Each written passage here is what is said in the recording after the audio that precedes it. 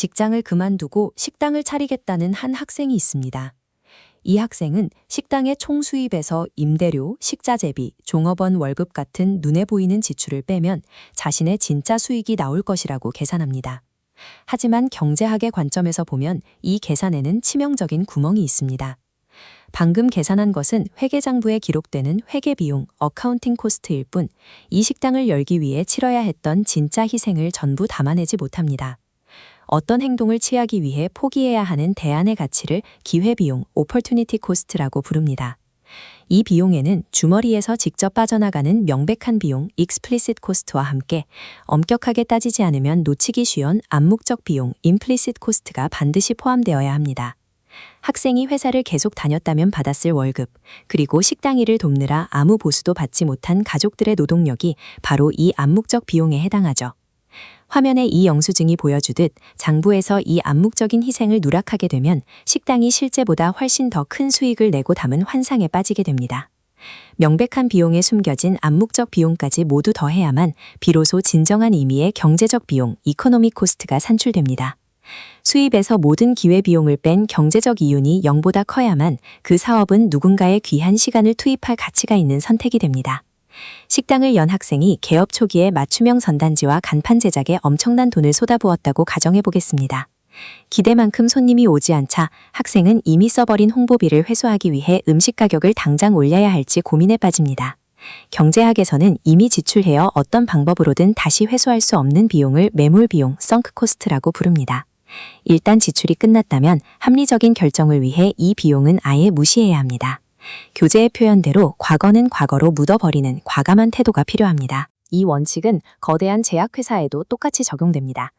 신약을 개발하기 위해 쏟아부은 천문학적인 연구개발비 역시 전형적인 매몰비용입니다.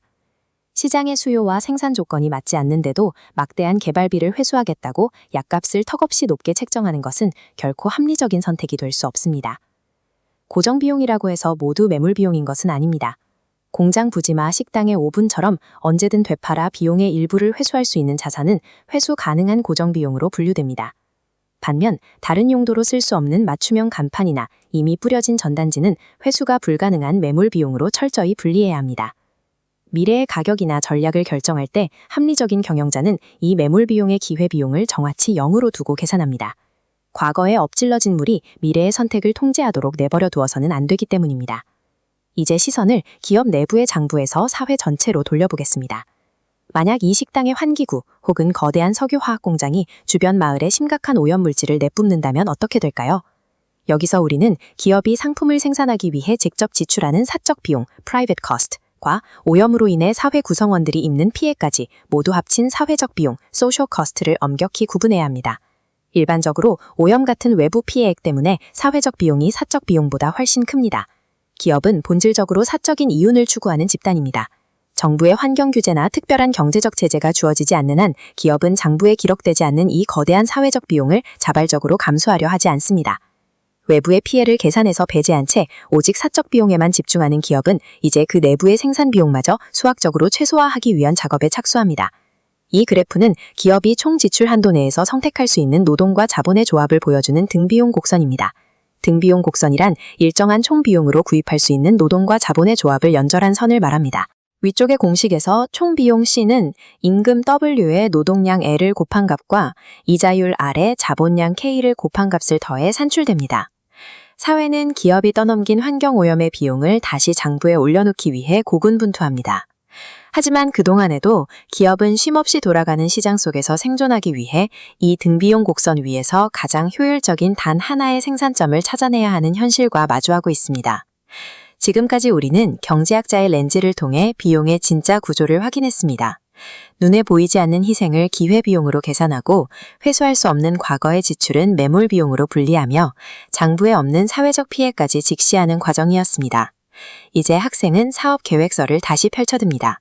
단순히 식자재비를 아끼는 고민을 넘어 자신이 포기한 연봉이라는 보이지 않는 비용을 장부에 새로 적어넣고 이미 써버린 홍보비가 가격 결정에 발목을 잡지 않도록 숫자를 다시 배열하기 시작합니다. 이제 여러분의 일상에 제문을 던져보겠습니다.